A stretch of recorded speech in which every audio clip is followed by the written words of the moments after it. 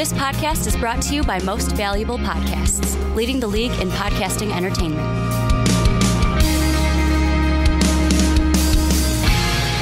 Hello, everybody, and welcome to episode 3 of The Outcast with Buzz and Juice here. I got my man Juice. I am Buzz here for episode 3. Again, we want to thank everybody for the tremendous feedback we've gotten through the first 2 episodes that we have posted on the Most Valuable Podcast YouTube page. So check that out. If you did find us on YouTube, make sure you like, comment, and subscribe to us. If you are hearing us on iTunes, make sure you drop a 5-star rating and a comment on why you like us and whatnot. If you go to patreon.com/mostvaluablepodcasts, you can donate to earn yourself a bunch of cool prizes, private podcasts, joining in on podcasts, and cool stuff like that. The whole 9. Follow us on Twitter at MVPBuzzweed, at MVPJuiceman. And yeah, that's about it as far as where you can find us and all that. We are very active on Twitter, so if you go there, you'll find us on there. But yeah, man, episode 3, starting off with a bang. We're going to have a jam-packed show for you today. We're going to be talking Bulls. We're going to be talking Loyola basketball. It's not Loyola Chicago either. We don't call it Loyola Chicago. No, what's up with that? Is that the national thing going here? That they Loyola call it Chicago? Yeah, they call it Loyola Chicago because they want to, probably people are like, where's Loyola? Who watched the tournament. Well, there's a West Coast Loyola, too. Is there? Not mistaken. Oh, I have no idea.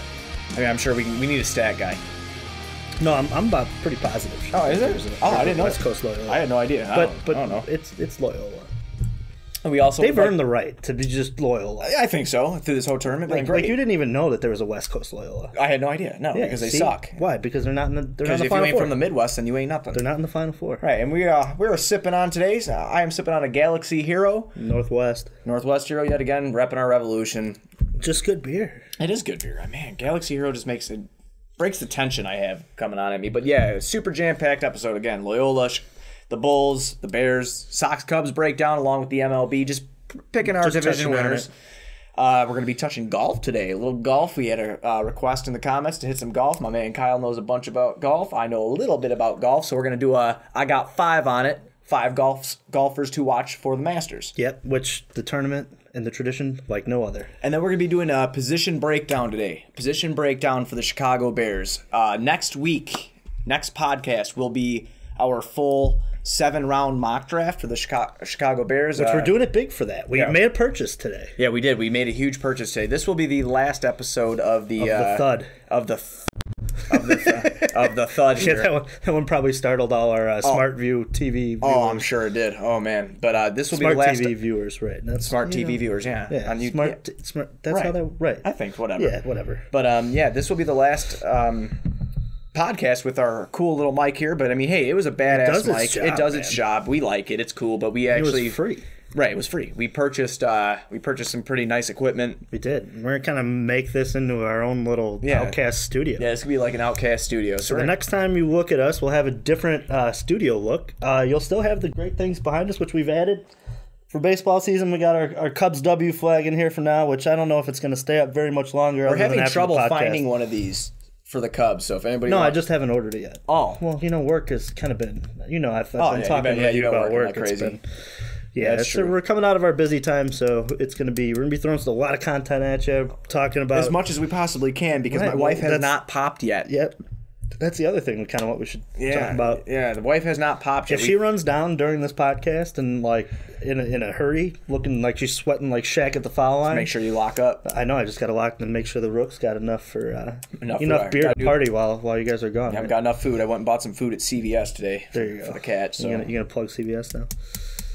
Yes. All right, I think we kind of we did too much here. Yeah, exactly. All right, so the first thing we're going to jump into here is Chicago Bulls talk. Everybody loves hearing about the Bulls. I would like to read you the remaining schedule for the season, if you don't mind. I wrote that down in my little handy-dandy notebook, my compact notebook, which you can find at CVS Pharmacy. We're at Miami, at Orlando, home for Washington, home for Charlotte, at Boston, in Brooklyn. Home for Brooklyn, then at Brooklyn, and then at home against Detroit. Which, if I'm not mistaken, Zach's not playing back-to-backs, right? So that's one of them. We also don't know if Zach's going to be back for the rest of the year. Chris Dunn just got out of the walking boot also. Right. So I mean, for the sake of the tank, I would just shut him down. I'm shutting him and Chris Dunn down because it's the second time Dunn's had a problem with his toe. Yeah. Which is whatever. But. And really, you're not trying to win games anyway. No, exactly. But we're going to get hit for tanking again, guaranteed.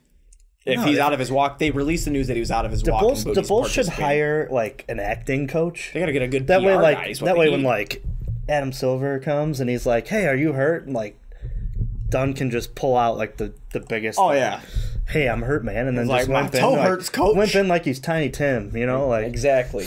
But I think that obviously, I do think that we lose to Miami. Orlando is right there with us in tanking, so you know that's a toss up. That's a toss up. Washington, I mean, Wall ain't back yet, but Washington's still in the playoff they're race. They're in the race. So then you got Charlotte, which they beat. Kemba Walker is a bull killer. He's been a bull killer since he came in the league. He's a bull killer. So I think Charlotte wins. Boston, they're going to beat us. Let's hope. Brooklyn. Yeah, Brooklyn, you like, need to win because you're going to give Cleveland your pick. No matter what. Cleveland has the pick. Yeah. Please win. Please. They're not even trying to take. No, they're not. They're playing their guys like they just suck. They're just really bad. They're a really bad team. And then we have Detroit. That's what happens when you trade Blake Griffin and much all your Drummond. Well, yeah, they traded everything for. Again, we Brooklyn. We could really dive. That franchise is a mess. That's a whole 3-hour podcast. But that's not what we do. That's not what we do. It's not Chicago. Yeah, exactly. Brooklyn ain't Chicago. No, and I wouldn't. Brooklyn sucks. But I think with these remaining 8 games, I think we come away with maybe 2 wins. That's fine with me. Right. I hope that's what I hope the case is. I think that we lose one to Brooklyn. I think we also beat Brooklyn, and I also think that we beat Orlando. I think we lose the rest of them.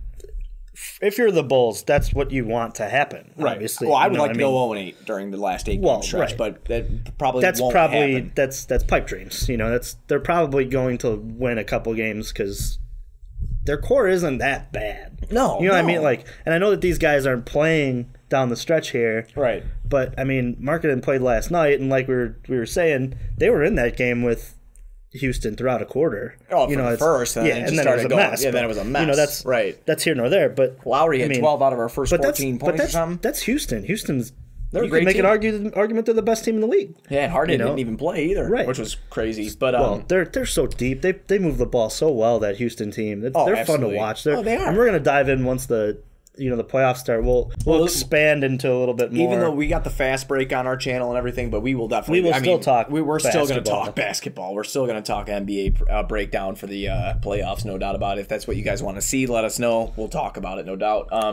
But best case scenario here that I was reading online, this is from our buddy at Bulls Scripted. If you have not followed him on Twitter yet, please follow him. Dude's always spitting out facts, so you don't have to go searching for him, which is pretty fantastic. But get a lot of our content from that guy. Yeah, Bulls Scripted is he's very, very good. But best case scenario, we can land with the 4th pick still. That is still up there because Sacramento's been, even though they lost to Dallas last night, you're going to see this in a couple days. So we're on Wednesday right now, but Sacramento lost last night to Dallas. But we have the chance to get the 4th overall pick, and a lot of comments that were coming through on our YouTube, which I thought we did really good with trying to respond to all of them. They wanted me or you to answer. Well, what would you do with the first pick we have, and then what would you do with the second pick that we have, which is the New Orleans pick? And mine with this whole thing is if we get to 4. Anywhere from 4 to 8 guys, this is where I'm at. I'm taking a small forward. I don't care where we're at. That's where I'm going. It's going to be either Bridges boy, Miles or Mikal, Michael Porter Jr. And that's what I that's what I want. Or Kevin Knox from Kentucky. Right. Those are the small forwards I would like to have, and then with the New Orleans pick, I'm going big man. I think this is so hard to pick what pick. If we had this and this, because we don't know the situation with Zach LaVine. I mean, it's their whole draft outlook changes if they don't have, the want to bring Zach back. Well, because then you're going to go more guard heavy than big man at that point. Well, the more I've seen in the coming days, and even coming back from our last pod about Zach, and for the people that said that we disrespected Zach, that was never what we were trying to do. No, but I think Zach's a great player. I want Zach back. Me too. I want him to come back too. People just get mad, and that again, I think that I'm finally in a place of peace with my sports love. Is I Man, know. I never thought I'd see you have that either. Yeah, I just know what's going to happen, if it's going to be good, if it's not going to be good, or whatever. But I do want Zach to be back. I do want him to be back, but I think that he needs to know his role. And I'll say that till the end of the day. Know your damn role. Know your damn role and shut your damn mouth, because you haven't done anything. Plug the Rock there. That was the Rock. They got so much to figure out on that team, Yeah, too. they do. There's a lot to figure out. I'm almost at the point where I'm like, pick who you want. Can I give you a little prediction? Go ahead. I mean, and it's an optimistic prediction, so like it's not it's probably 95% sure it won't happen, but it might be cool. So hypothetically, say we do get the 4th pick, and we take MPJ. All right, Be awesome. say New Orleans does squeak into the playoffs. So that's around 18 to 20. If they squeak into the playoffs, yeah, I'm thinking 20. Yeah, 18 to 24, Right. somewhere in there. So put them at 19. Right. Well, okay. 19 to 20. 19 to 20. I think we take Jonte Porter. It wouldn't be a bad move. It wouldn't be. And hey, guess what, LeVar? Oh, man, another brother squad did it before you. I mean, well, the Morris brothers did it. They played for the same team in Phoenix. Not drafted there, though. Not drafted there, though. Not drafted there, but I think that's a really big thing. I actually wrote down a couple big men, if you're interested. Yeah. Robert Williams from Texas A&M. Or was it A&M or Texas Tech? One of the two. I don't give a shit. Stat guy. Yeah, stat guy. Jonte Porter, the reason I really think Jonte could work, and is he going to be a superstar? I don't know. I don't think so. But he's a big that can put his weight on the inside, but he could step out and hit a 3. Right. And a midi. He single-handedly kept Missouri in the game in the SEC tournament. They were obviously eliminated in that game. Right. Michael Porter Jr.'s debut.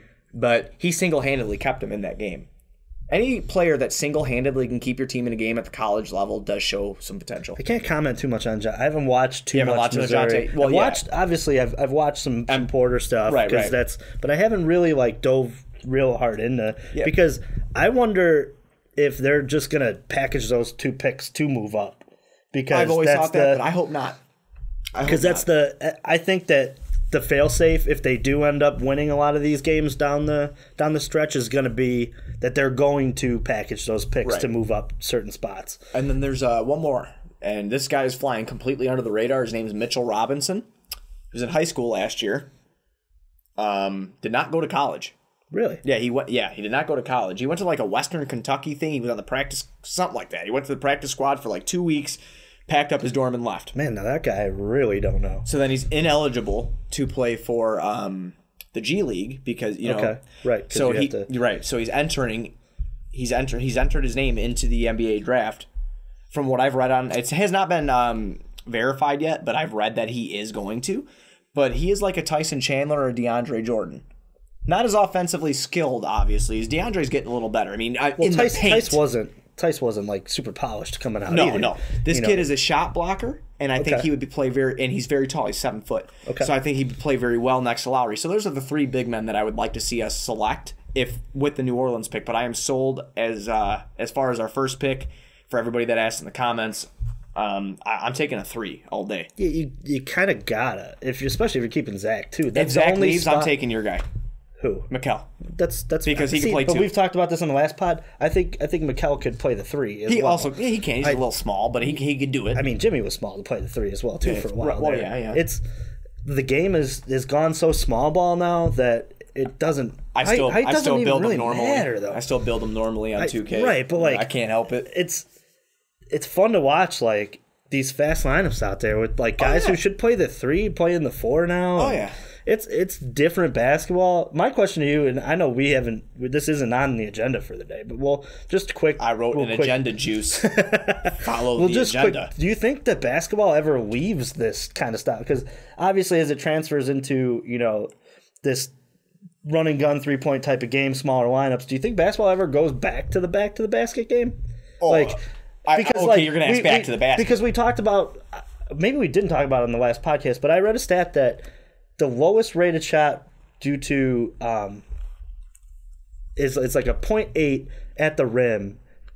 Advanced Stats did a study what the best shots in basketball are. It's the corner 3. For the corner 3. It's the closest 3. And any other 3 is number 2. Right. But they talked about the dinosaur move from away from the back to the basket. And I guess when it comes down to advanced stats, the worst shot is the one in the paint. open layup is obviously that's Game. the third one after. Right. But the guarded open, into the post is the worst shot in basketball. I do think we see, I actually do think that we see a back to the basket game come, because I think you're seeing a little bit of it now. And I think that's a good thing to, we'll plug this for the YouTube comments as well. Comment below if you think the game ever changes again, and what do you think it changes to? Right. Because basketball, Middies back to mid-range. Basketball has always been constantly changing, and now we're in the era of moving quick and getting the ball and shooting, not playing. It's shooting threes. It's moving off cuts, playing smaller lineups. I just wonder, well, I mean, if you look does the game go back to if you look at your Embiid and you look at your Cousins, shit. Even if you look at your Hassan Whitesides, guys like that, Karl Anthony Towns, these guys are the future of basketball for big men. The reason I say that is because big men back in the day were one-dimensional. They were back to the basket players. Your Shaqs, your David Robinsons. Right. But you have these centers now, and don't get me wrong, I'm not saying that Cat can back down Shaq. I did not say that. I'm just saying that in this basketball that we're watching now, in this NBA, Cat can post you up and take it to the paint. And I'm not saying that these guys don't have but they hang your out point on the... is so great, though, because they also hang out on the three-point line. They do. They don't... But is that part of the question? Is that part of the offense, or is that because these guys are more comfortable grabbing the ball at the top of the key? Is this truly positionless basketball? I think so. So do I. I think it is too, because really. But does it ever go back to what it used to be? Where's there a true point guard in the league? There's not, because they're all scoring. They're all scoring. They're not point facilitators. Guards. Maybe Russ, and the last one who I think is a true facilitator is Rondo, and he's not doing. But the best ones are scorers. Oh yeah. I mean, your top 5 are all scorers. All your scoring. Stephs, your Kyrie, your Russes, your Wall. Kyrie. They're all. Scorers. Wall is probably the best facilitator out of all of those that we just named. John Wall is a very good facilitator. I can agree with that. But he too looks for his shot a lot, though. Right. It's. I'm just curious to see where the Bulls go. I know it's a positionless league, and we were talking with Mikkel how he could do a 2 or 3, which he absolutely can. Doesn't that kind of impact the draft? Though, if it's positionless league, don't you just take the best available? Right. And that's rather you don't put yourself in a box where you have to pick a 3. Right. Well, you just say, all right, what's the best out of those that's gonna get me to this spot? But obviously, in the Bulls' sake, they're not guarding, or they're not getting a 4. They just picked up Laurie. They are rumored, according to our favorite guy Joe Colley, that they want Marvin Bagley. That's all talk. And listen, Marvin Bagley, he should technically be a senior in high school this year. Right. He dominated college basketball number-wise. He had a lot of games where he dropped some duds on us. But, hey, everybody does, man. It happens. You're a college kid. It's no problem. I am intrigued to watch Marvin and Lowry play next to each other, but I don't think it works. Yeah. Because there is no defense inside. Well, that's this conversation is so hard because we don't know who's going to be available at 4. Right. As far as that goes, that's basically what I had for the Bulls today. Keep the tank going on, keep doing what you're doing. I also saw one article on this last thing we'll touch for the Bulls here is that people giving Fred a hard time. Fred's got nothing to work with, guys. But I'll tell you what. When we started the season off 3-20, and then we went crazy, and you got to see Fred's offense really in full motion, I thoroughly enjoyed that. I would like to give Fred a full year with a team that is healthy and with teams that fit his system to go and do what he's got to do. And that's the last thing I got to say about the Bulls. I hope the Bulls do a lot of good things.